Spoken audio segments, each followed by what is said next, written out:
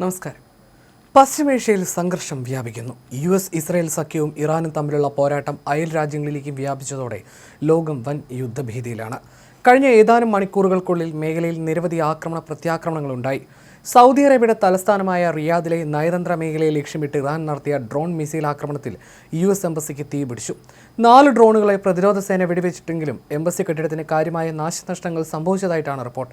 ഇതിന് ഉടൻ മറുപടി നൽകുമെന്ന് പ്രസിഡന്റ് ഡൊണാൾഡ് ട്രംപ് പ്രഖ്യാപിച്ചു കഴിഞ്ഞു.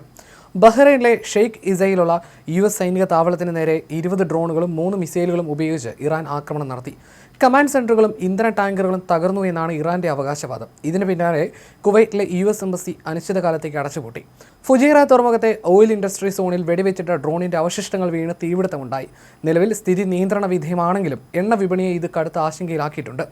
സൗദി അറേബ്യയിലെ അമേരിക്കൻ എംബസി കെട്ടിടത്തിന് നേരെ 2 ഡ്രോൺ ആക്രമണങ്ങൾ നടത്തിയതിന് പിന്നാലെ മിഡിൽ ഈസ്റ്റിലെ ഏറ്റവും വലിയ സൈനിക താവളമായ ഖത്തറിലെ അൽ ഉദൈദ് എയർബേസിനെ ലക്ഷ്യമിട്ടും ഇറാൻ ആക്രമണം തുടരുകയാണ്. മറ്റൊരു വശത്ത് ഹിസ്ബുള്ള ഭീകരരെ ഉന്മൂലനം ചെയ്യുന്നതിനായി പുതിയ സ്ഥാനങ്ങൾ ഏറ്റെടുക്കാൻ ഉത്തരവ് ലഭിച്ചതിനെ തുടർന്ന് ഇസ്രായേൽ സൈന്യം തെക്കൻ ലെബനനിൽ കരയുദ്ധം ആരംഭിച്ചു. ഇറാനുമായിട്ടുള്ള യുദ്ധത്തെ പിന്തുണയ്ക്കുന്നതിൽ പരാജയപ്പെട്ട ബ്രിട്ടീഷ് പ്രധാനമന്ത്രി കീർ സ്റ്റാർമർക്കെതിരെ ഡൊണാൾഡ് ട്രംപ് രൂക്ഷ വിമർശനവും നടത്തിയിട്ടുണ്ട്. സ്റ്റാർമറുടെ നിലപാട് ഇരു രാജ്യങ്ങളും തമ്മിലുള്ള പ്രത്യേക ബന്ധത്തെ അപകടത്തിലാക്കിയെന്നും ട്രംപ് ആരോപിച്ചു. ഇറാൻ നടത്തിയ മിസൈൽ ഡ്രോൺ ആക്രമണങ്ങളെ വ്യോമ പ്രതിരോധ സേന വിജയകരമായി പ്രതിരോധിച്ചതായി മന്ത്രാലയം അറിയിച്ചു.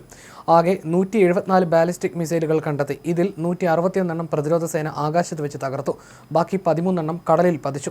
ആകെ 8 ക്രൂസ് മിസൈലുകൾ കണ്ടെത്തുകയും അവ 8 വിജയകരമായി തകർക്കുകയും ചെയ്തു. ആകെ 689 ഡ്രോണുകൾ കണ്ടെത്തി. ഇതിൽ 645 വെടിവെച്ചിട്ടു. എന്നാൽ 44 ഡ്രോണുകൾ രാജ്യത്തിന്റെ വിവിധ ഭാഗങ്ങളിൽ പതിച്ചു.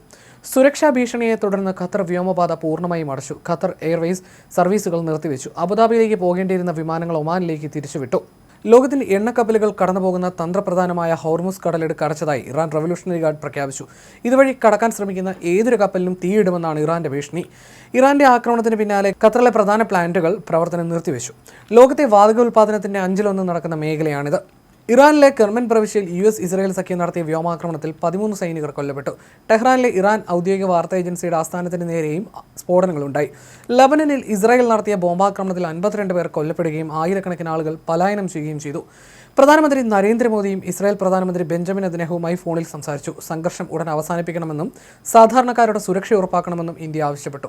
മേഖലയിൽ യുദ്ധം മുറുകുമ്പോൾ ലക്ഷക്കണക്കിന് പ്രവാസികളുടെ സുരക്ഷയും എണ്ണവില വർധനവുമാണ് ലോകത്തെ ഏറ്റവും കൂടുതൽ ആശങ്കപ്പെടുത്തുന്നത്.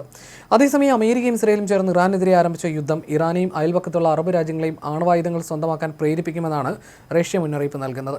ഇറാൻ ആണവായുധങ്ങൾ നിർമ്മിക്കാൻ ശ്രമിക്കുന്നുവെന്ന കാരണം ചൂണ്ടിക്കാട്ടിയാണ് ശനിയാഴ്ച അമേരിക്കയും ഇസ്രായേലും ഇറാനെതിരെ ആക്രമണം നടത്തിയത്. ഈ ആക്രമണത്തിലാണ് ഇറാന്റെ പരമോന്നത നേതാവ് ആയത്തുള്ള അലി ഖമീനി കൊല്ലപ്പെട്ടത്. എന്നാൽ തങ്ങൾ ആണവായുധം നിർമ്മിക്കുന്നില്ലെന്നാണ് ടെഹ്റാൻ വ്യക്തമാക്കുന്നത്.